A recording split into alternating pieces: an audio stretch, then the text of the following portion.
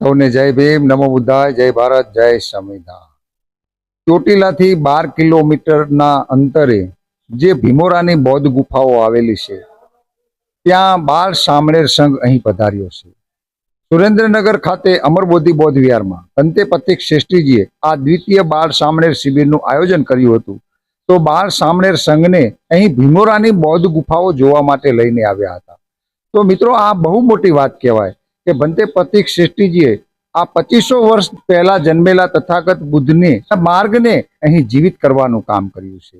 તો ભંતે પ્રતિક શ્રેષ્ઠીજીને ખૂબ ખૂબ સાધુવાદ તથા બાળ સામણેર સંઘમાં જે વાલીઓએ પોતાના બાળકોને અહીં 5 દિવસ મૂક્યા હતા અને ભંતેજી ઉપર વિશ્વાસ મૂક્યો તથા આ બુદ્ધિઝમને વેગ આપવા માટે જે કાર્યમાં મદદ કરી છે એ બદલ સૌ માતા પિતાઓને વેદ ગોવર્ધનરાય બૌદ્ધ અભિનંદન આપું છું, ખૂબ ખૂબ સાધુવાદ પાઠવું છું।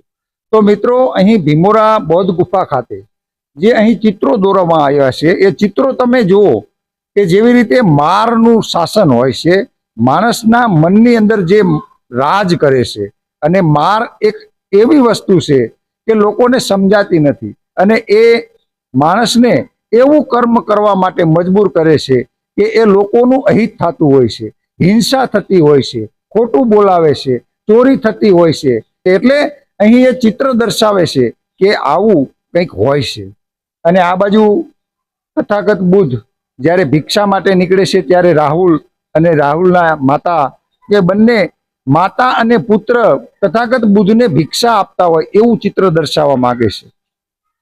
અને આ બાજુ બીજું એક ચિત્ર છે કે એની અંદર પણ તમે જુઓ કે જે આપણે શીલો લઈએ, પંચશીલ ગ્રહણ કરતા હોય તો એમાં શીલ આવે છે, તો આપણે કોઈ વ્યભિચાર ન કરવો જોઈએ।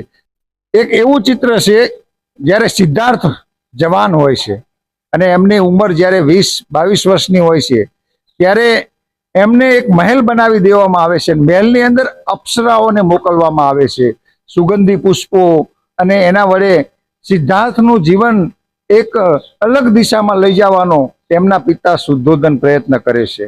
અને શુદ્ધોધન એ પ્રયત્ન કરે છે, એ પ્રયત્નનું અહીં ચિત્ર દોરવામાં આવ્યું છે કે સિદ્ધાર્થની આજુબાજુમાં જે રૂપ સુંદરીઓ અને અપ્સરાઓ છે એ એમનું મોહભંગ, એમનું મનભંગ કરાવવાનો પ્રયત્ન કરે છે, પરંતુ સિદ્ધાર્થનું મનભંગ થતું નથી, જવાન થાય છે।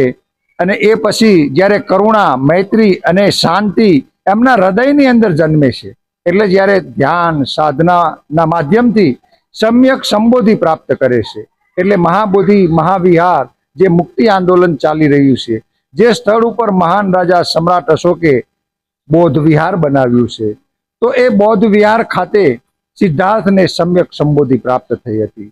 અને સારનાથમાં પ્રથમ ઉપદેશ આપ્યો હતો, જે દિવસને આપણે ધમ્મચક્ર પ્રવર્તક દિવસ તરીકે પણ ઉજવીએ છીએ। સુરેન્દ્રનગર અમરબોધિ બૌદ્ધ વિહાર ખાતેથી અહીં ભીમોરા બૌદ્ધ ગુફાઓ જોવા માટે બાળ સંઘને લઈને આવ્યા છે। અહીં આર્યાજી પણ આપણી સાથે છે કે જેઓ આપણી સાથે જોડાયેલા હતા, અને આર્યાજીએ પણ 5 દિવસ આ બાળ સામણેર શિબિરમાં સેવા આપી છે।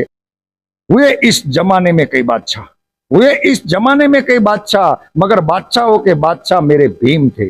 लोग तो इंसानों को गुलाम बनाकर बादशाह बने, लोग तो इंसानों को गुलाम बनाकर बादशाह बने, मगर गुलामों को इंसान बनाने वाले बादशाह मेरे भीम थे, मेरे भीम थे।